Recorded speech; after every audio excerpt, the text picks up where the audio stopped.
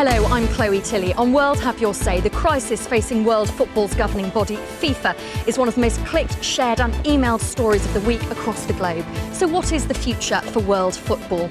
We're going to be joined by Jim Boyce. He's the new FIFA Vice President. He's here to answer all of your questions, along with the man who helped secure Qatar's World Cup 2022. So if you want to join the conversation, you can do what Chris did. He posted on facebook.com/World Have Your Say. He says, Mr. Boyce, football belongs to the people. Are you going to help give it back? Well, wherever you are in the world, you're welcome to join our conversation. All of the contact details are here on the screen. You can call, tweet or text now.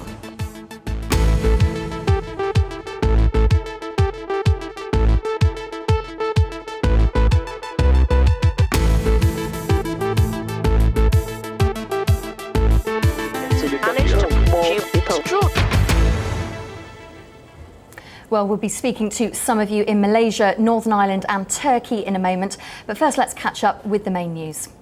After 16 years on the run, the former Bosnian Serb commander Ratko Mladic has appeared at the UN War Crimes Court in The Hague, declaring that he's not there to defend himself, but his people and his country. He's charged with atrocities during the Bosnian War, including the Srebrenica massacre in 1995, accusations he called monstrous. The Yemeni President Ali Abdullah Saleh has been slightly wounded after his presidential compound in the capital Sana'a came under attack. Sources close to the regime have confirmed that President Saleh is in hospital after clashes between the government forces and armed tribesmen. Human rights activists in Syria say at least 25 people were killed in the central city of Hama in anti-government protests after Friday prayers. It follows a similar crackdown when tanks were used in the town of Rastan in the west of the country. And elsewhere in the Arab world, an explosion in Iraq has killed 15 people and wounded 61 more in the city of Tikrit. They were targeted by a bomb outside a mosque, which went off just as they were leaving Friday prayers. The Reuters news agency says 2 of the people killed are senior police officers. And the highly toxic strain of E. coli, which has killed nearly 20 people in Europe and made more than 1,600 ill, has spread to the United States. Officials say 2 cases have been reported in people who've recently travelled to Germany. Scientists still haven't found the source of the outbreak.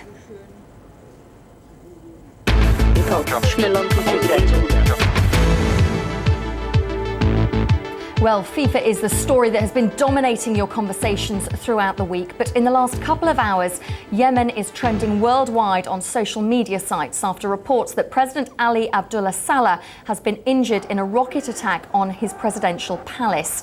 Ibrahim in Sana'a on Twitter said, "What happened today wasn't a good sign. It will lead the country to more chaos and to violence." And Mustafa in Cairo, also tweeting, says, "Saleh is going down tonight. Our prayers for Yemen. The freedom sun will soon rise." Well, we're going to be discussing this on our second edition of World Have Your Say. But first, let's turn our attention to the main talking point of the week, and that's FIFA and the future of world football. I'm pleased to say that we're joined by a number of guests to talk to you, and we're hoping very soon to be speaking to FIFA's Vice President Jim Boyce. He's going to be answering your questions. I have to say we've been inundated throughout the day, having a few technical problems getting through to him, but I'm pleased to say we are joined by Mike Lee. Now, he's a bid consultant. He advised on the successful bids for the 2012 and 2016 Olympics and the controversial awarding of the 2022 World Cup to Qatar. Well, first of all, Mike Lee, welcome to World Have Your Say. Just give us your impression of what has been a bizarre week for many people watching world football. Yeah, it's been pretty dramatic, hasn't it? And I think it tells us that there is a time for reform and change in FIFA, and indeed the Congress voted for that.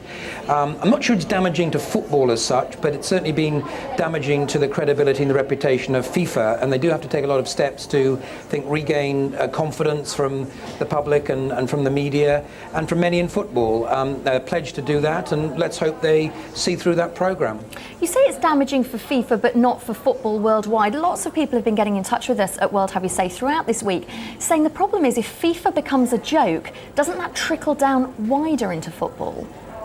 Yeah, it has an impact, but I think people who love football and watch football and fans who go to the games, they're not going to be put off by this. As I was privileged to be at Wembley for the Champions League final, and there's no sense of cynicism or, if you want, disillusionment at that game. You saw the wonders of a great team and a fantastic final. So I think we've got to be, put it in some sort of context, understand there are major issues that have been raised.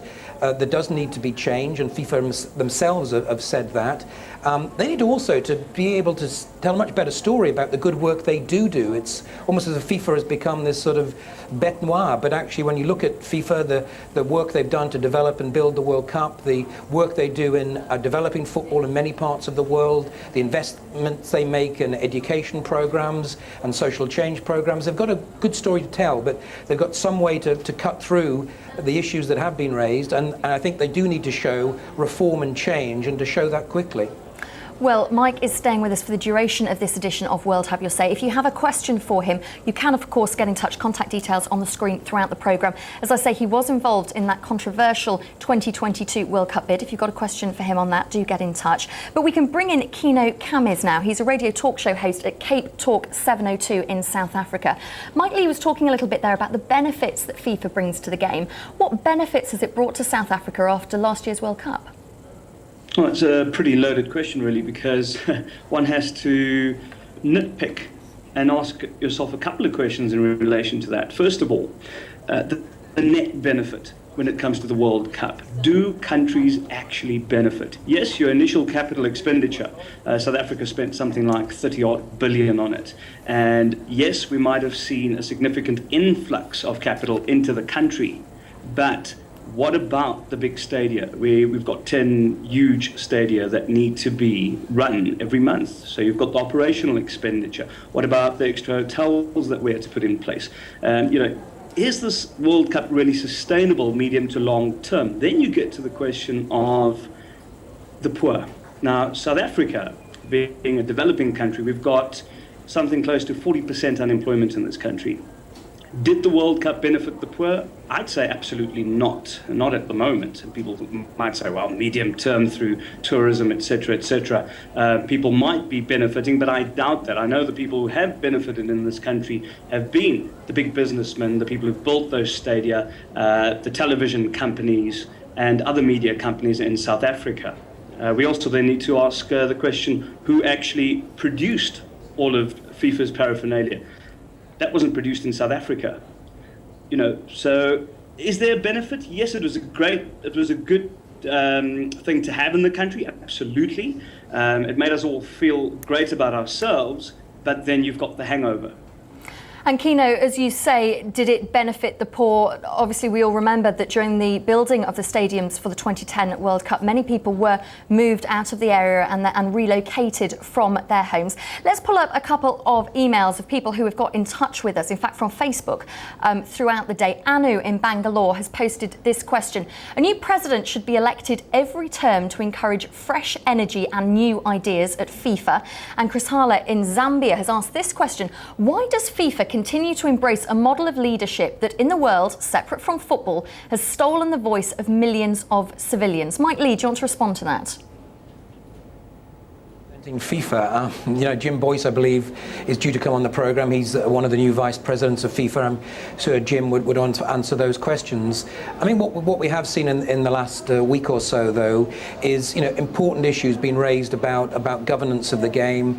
We've seen important questions raised about the need for more transparency, perhaps to have a new system in place, and has been proposed for future choices made about who will host the World Cup. So, there has been definitely movement in the last week, which could be very significant. Now, time will tell whether all of that will be delivered, and whether those who are scrutinising and looking at this will feel happy with it. But there are some good signs that have come out of Zurich, out of the Congress, and now it's a question of delivering on it. But I'm not going to be here representing FIFA or being their voice or apologising for FIFA. They'll have to, I'm sure they're big enough to deal with those issues themselves.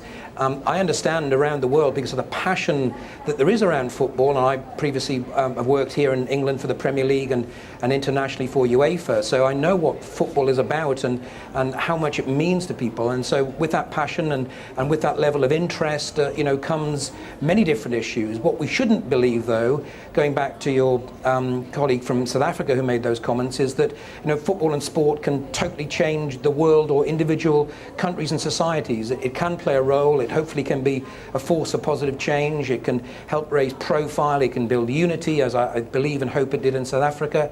But it's not there to solve all the ills of society. Well, Mike Lee, I'm pleased to say that Jim Boyce, the FIFA Vice President, is on his way and he should be joining us very shortly. But let's bring someone else into the conversation.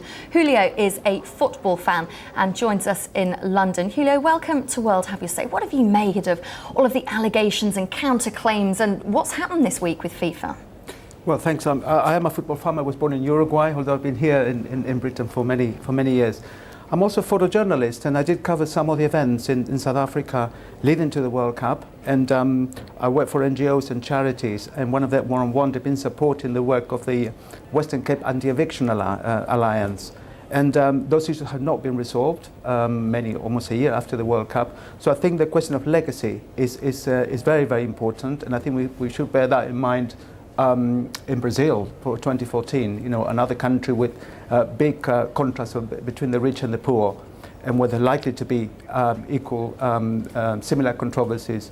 I'm concerned about the possible appointment of Henry Kissinger as a special kind of advisor to FIFA. He's got a terrible record of genocide. I mean, we're talking about the other person who was accused of genocide this week, who is standing trial in The Hague. But he was advisor to Nixon at the time of Vietnam and Well, Julio, you identify a number of concerns. I'm pleased to say that Jim Boyce, the FIFA Vice President, can now join us, and I think it'd be good to introduce him into the conversation at this stage. Mr. Boyce, thank you for coming on to World Have Your Say. It's my pleasure. I appreciate you haven't heard everything that Mike Lee and No, Julio there were saying. Actually, I haven't heard anything really, so far away. Well, first of all, just give us your upsum of what's happened at FIFA this week. Many people have said it's been a strange week. People have even called Sepp Blatter delusional. Give us your take on the week that has been for FIFA. Well, obviously there has been a very lot of bad publicity directed towards FIFA. But let me say, and I've said it many times, I personally do not think that FIFA as an organisation are corrupt in any way. FIFA give the game to the world.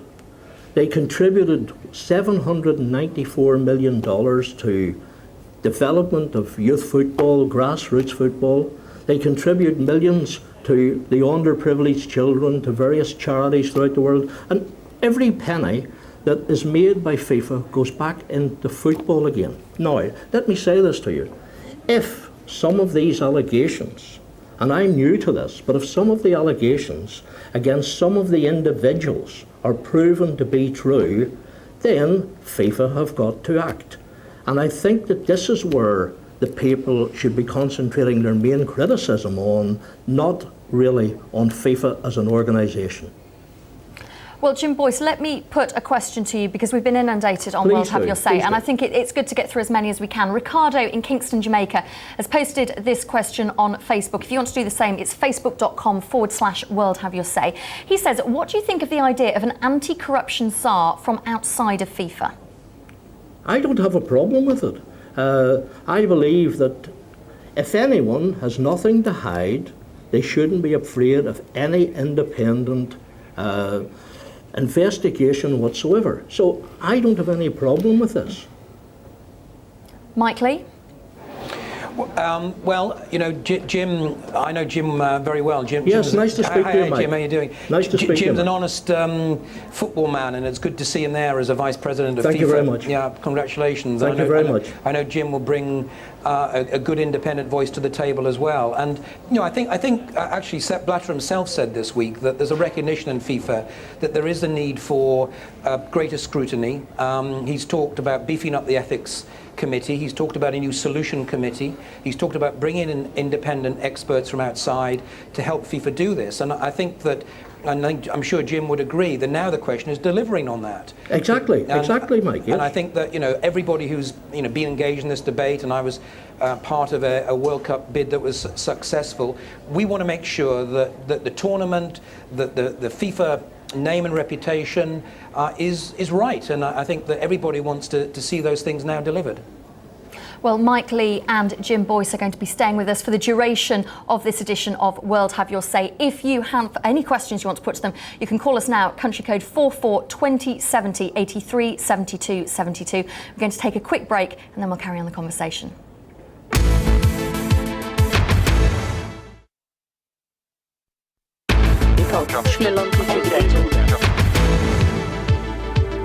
Hello, I'm Chloe Tilley. Thank you for joining us on World Have Your Say. We're joined for the remainder of this edition of World Have Your Say by Jim Boyce, the FIFA Vice President. He's here to take any questions you want to put to him.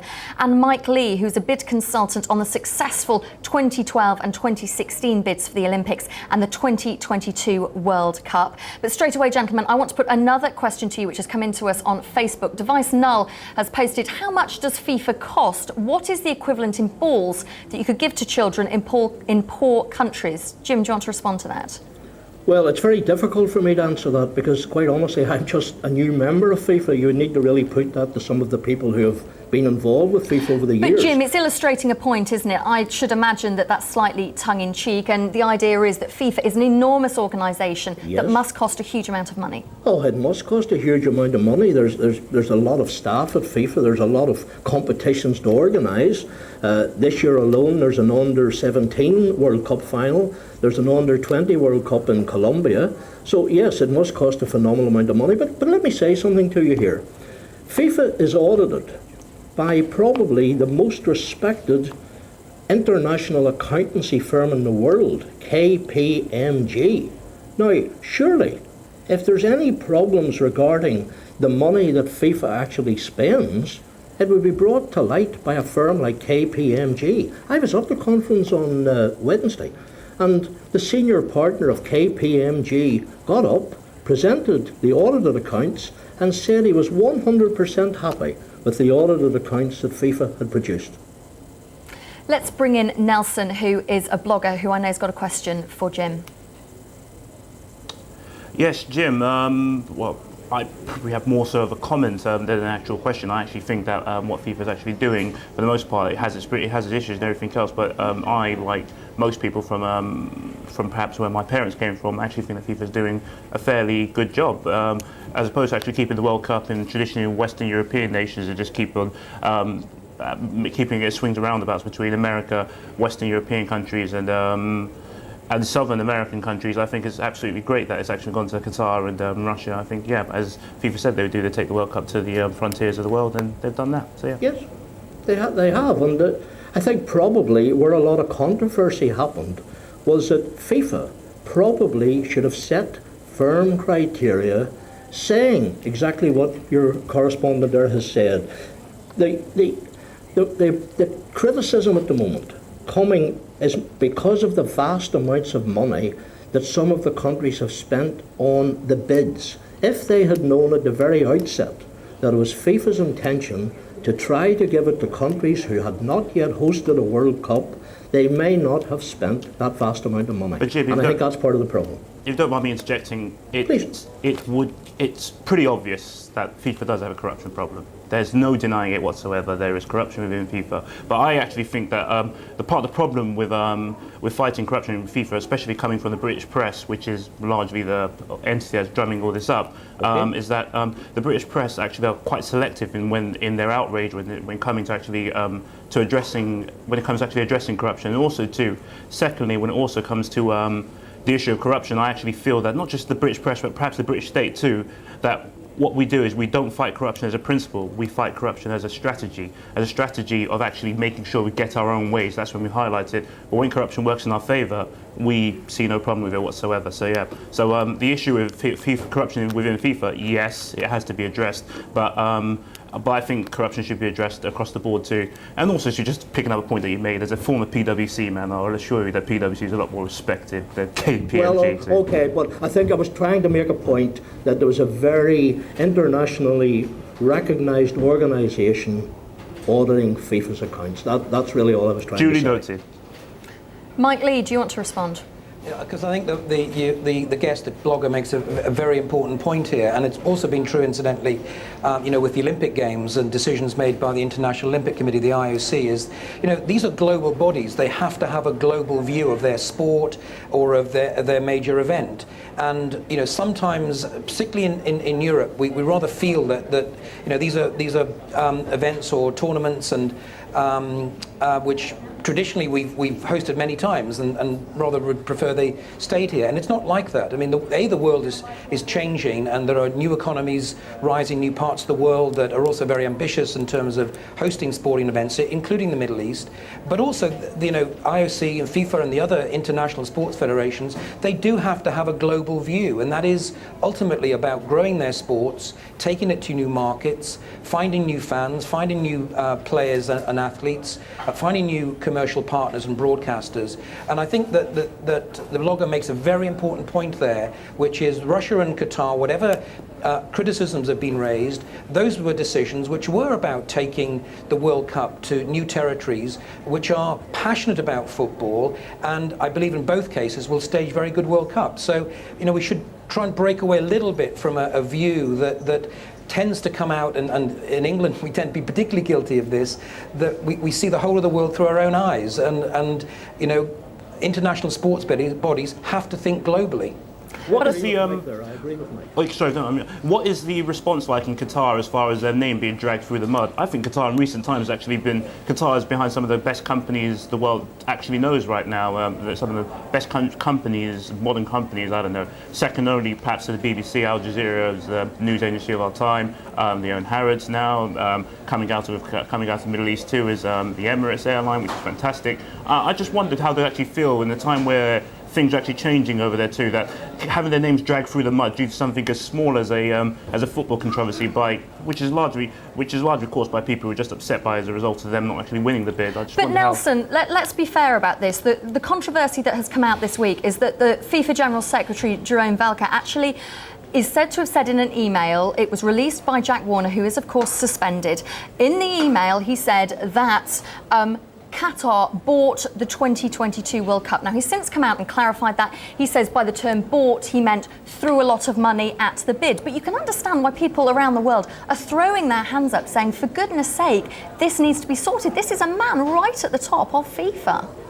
But people do throw money about, but I think it would be. I actually do agree with him. I'm certain that that statement was taken out of context. It probably I agree with that. When he did say bought, he probably did mean that. Yeah, it was. They threw a lot of money at it, but we threw a lot of money at the World Cup. America did too. This is how bids work. Bids is big money, and I think this is also too what the point. This is the point where things start to actually move away from football, is that I don't believe that this is just a footballing story. I think this is more to do with what he just pointed out: power and money. And the traditional old money nations, old power nations, are actually feeling a little bit upset as a result of they didn't get their own way. Well, Nelson, I'm going to jump in at this point, and I hope you'll forgive me, because Mahfouz from the World Have Your Say team can join us now. We're getting so many comments coming in, and I think it's only right that we cross over to him now and he can bring them to us. Yeah, calls and texts coming in from Libya, Somalia, Hong Kong, Zambia and Qatar, among others. The main theme is a distrust of FIFA's ability to clean up the game. Yasmin in Algeria tweeted, I guess winds of the Middle East's uprising has hit FIFA. Is it a time for old Sepp to retire? And Dave posted on Facebook, how many FIFA presidency candidates does it take to change a light bulb? One. But only because the sponsors called for a change. Join the conversation on the phone and online using the hashtag you can see now on the screen, WHYS. Mahfouz, thank you very much. Unfortunately, we've got so many more questions to put to Mike Lee and to Jim Boyce, but we are coming to the end of this edition of World Have Your Say. So thank you so much for joining us. Thank you for tuning in. If you want to carry on the conversation, you can, as ever, facebook.com/World Have Your Say, and we'll carry on talking in a few minutes in our next edition.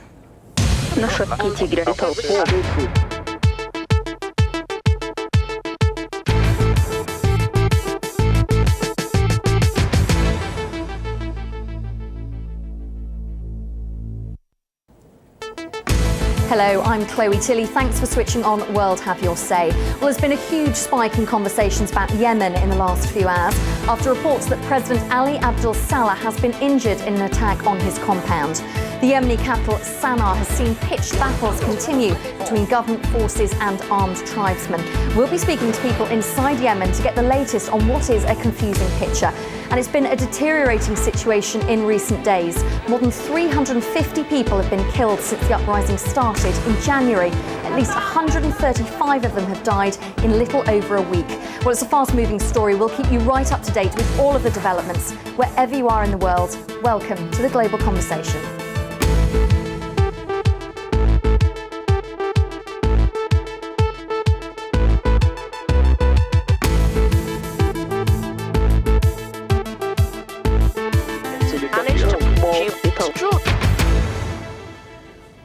Well, in the next few minutes, we will be crossing to Yemen to speak to people in the capital, Sana'a. But first, let's get up to date with the main world news.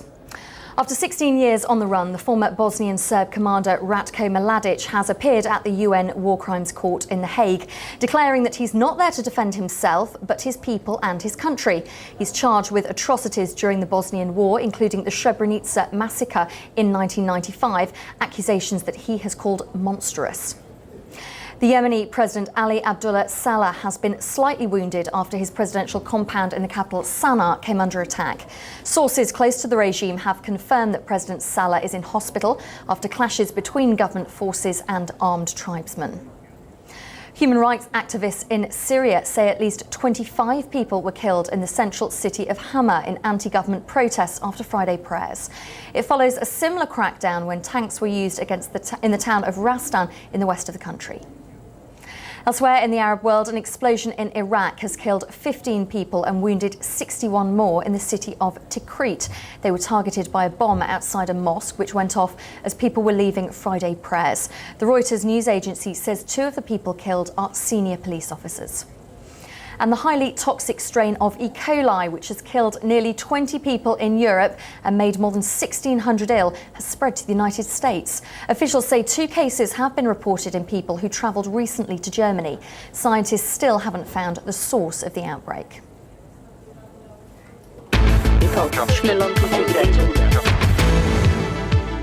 Well, thank you for being with us. This is breaking news. Over the last few hours, we've heard of events in Yemen. It's a very confusing picture, but we're going to try and get to the bottom of it as much as we can over the next half an hour or so. First of all, we can speak to Baria Al-Mudin, who is the foreign editor of Al Hayat. Spoken to you many times on World Have Your Say. Thank you for coming back onto the programme. It's a pleasure. Very confusing picture. Give us a sense of what you're hearing at the moment.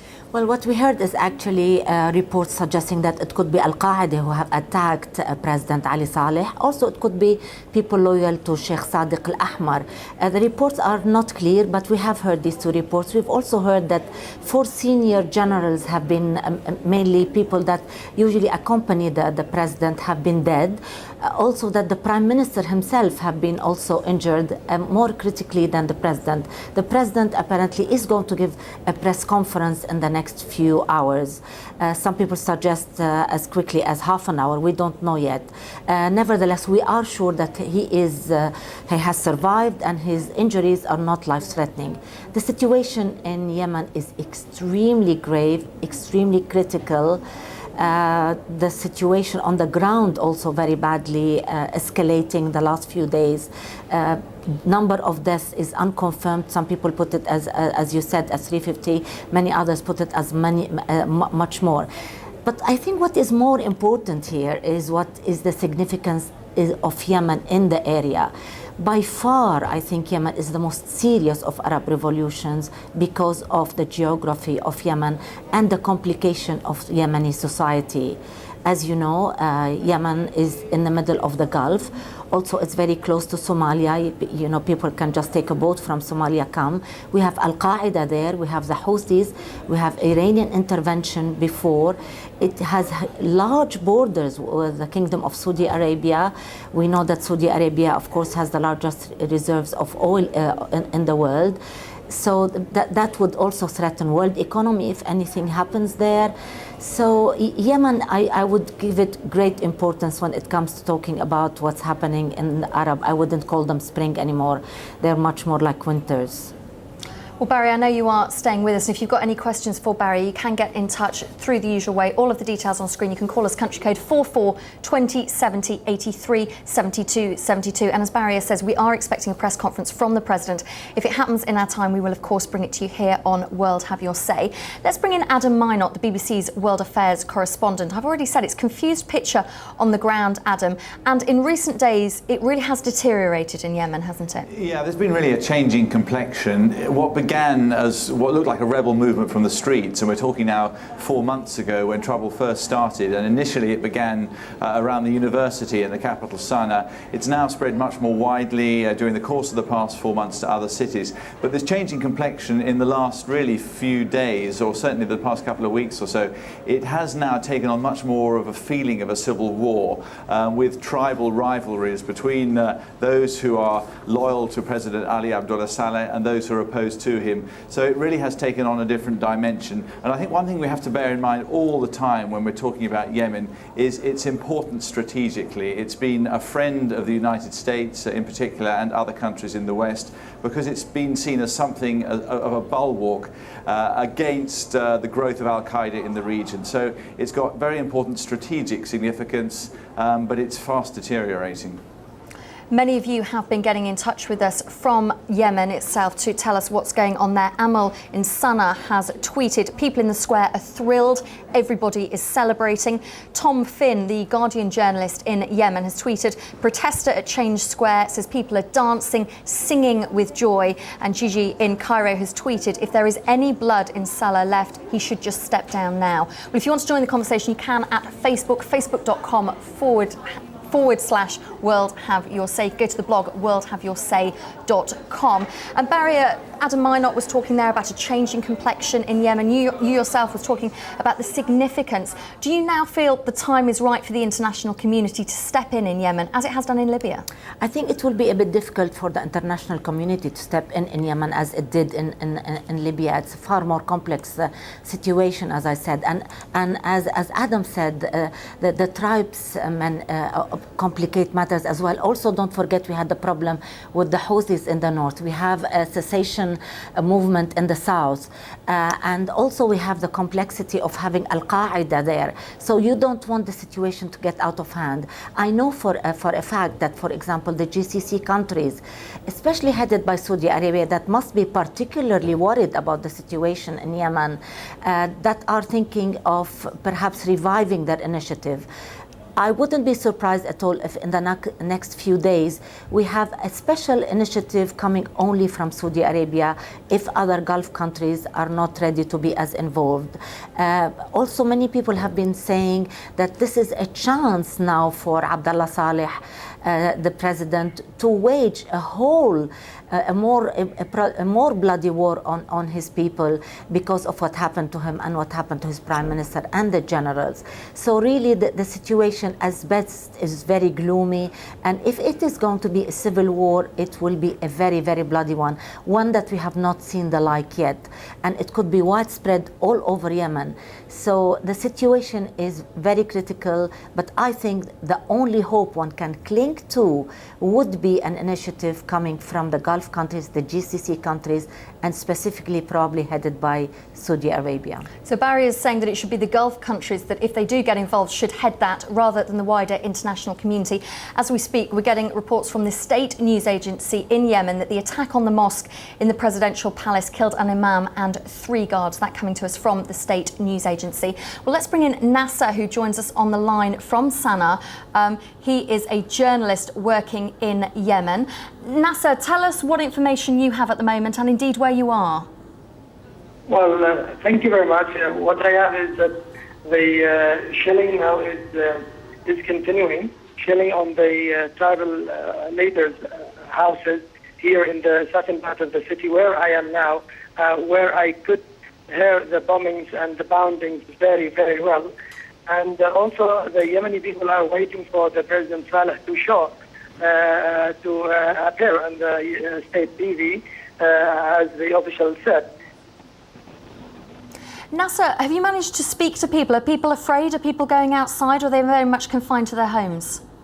In fact, in the southern part of the city where I am, people can't get out because now it's getting dark, and they could hear the pounding, so nobody can get out, and the movement is almost zero of the cars and of the people, so it's not easy for you to get out.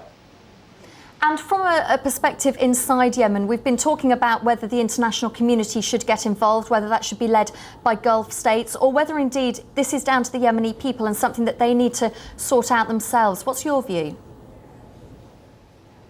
I think the international community and the regional community, the Gulf countries in particular, are very concerned now about this situation, which is now almost a civil war, we should say. And yes, we heard that there is still some efforts, but I think it's too late for any efforts. Nasser, thank you for joining us on the line from Sana'a. Slightly scratchy phone line, but I'm sure you'll appreciate it. It's important to hear from people inside Yemen. Adam Minot, the BBC's World Affairs correspondent, listening to that. Your reaction to what we're hearing there? I think one important thing, there's still some doubt over exactly what has happened inside that presidential compound. And as was being alluded to there, President Saleh has apparently said he is going to make an appearance on television. His aides are saying that he's not been seriously hurt, that he suffered a slight wound to the head. But there is some doubt circulating about this, and in these highly fragile situations, that doubt can quickly get out of control. So I would have thought he must be under some pressure to make some sort of public appearance on state television as quickly as possible. We're getting reports from the presidential office that the attack on the mosque in Yemen's presidential palace also injured several other officials. We're getting that coming to us on the news wires here. We're going to take a quick break now, and then we'll come back and speak to Anas, who is a Syrian blogger. Stay with us.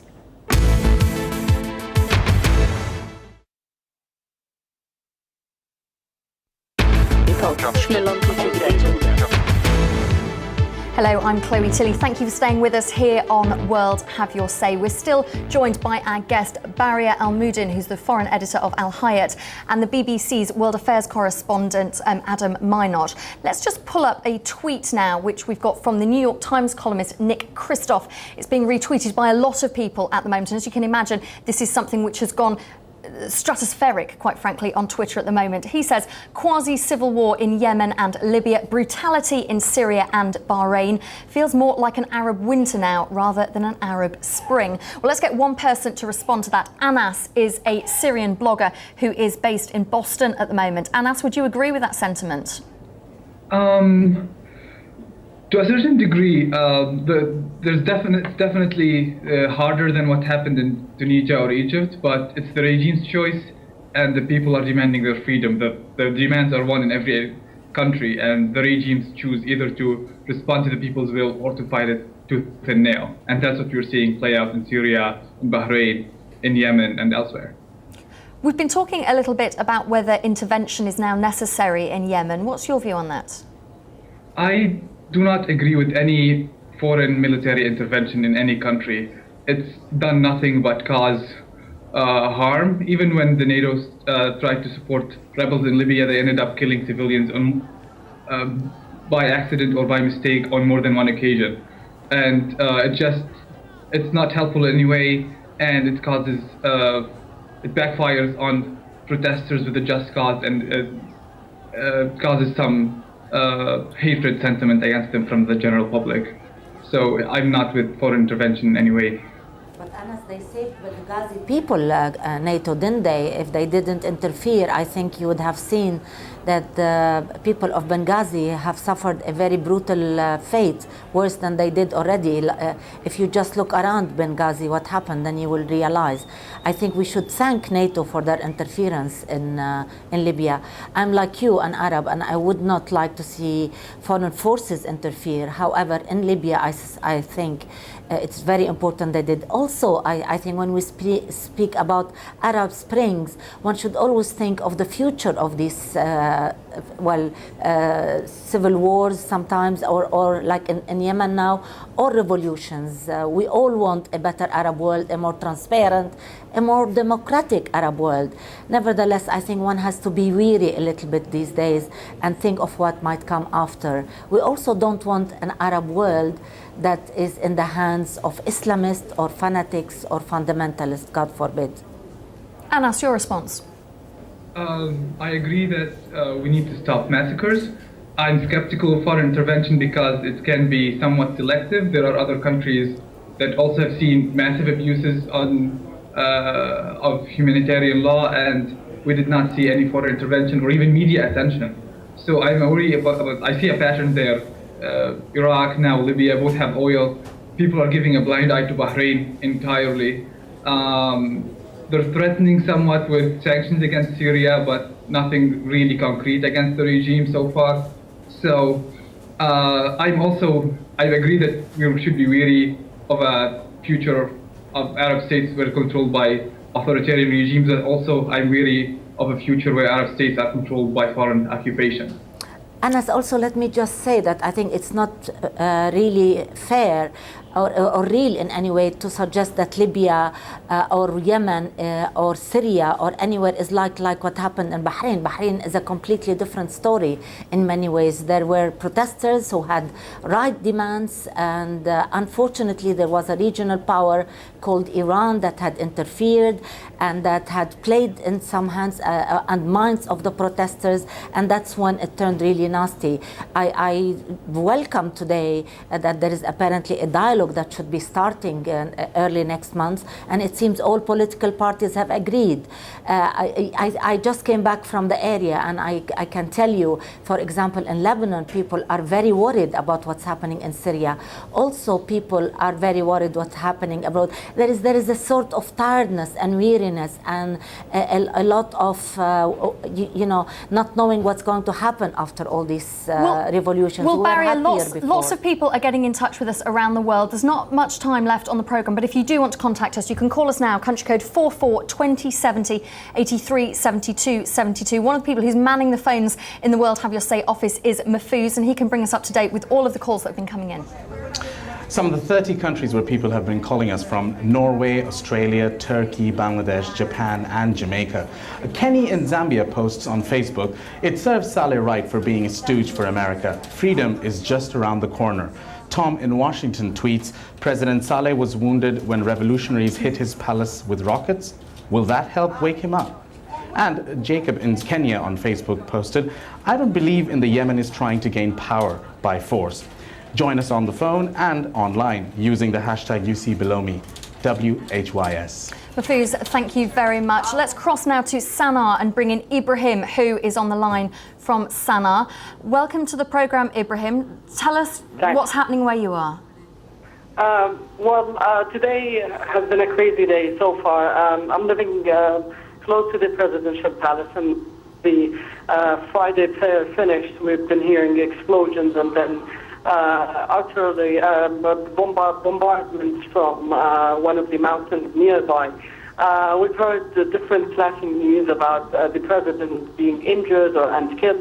And everyone is worried now in Yemen, waiting for the coming hours to see what will happen and how the situation will escalate. Ibrahim, I can understand that, and I'm going to cut in at this point only because we're coming to the end of the programme. But what I'm going to do is see if we can get you to come onto our radio programme. We're on air in an hour's time on BBC World Service Radio. Thank you to all of our guests for coming today, and thank you for watching. We'll speak to you again very soon.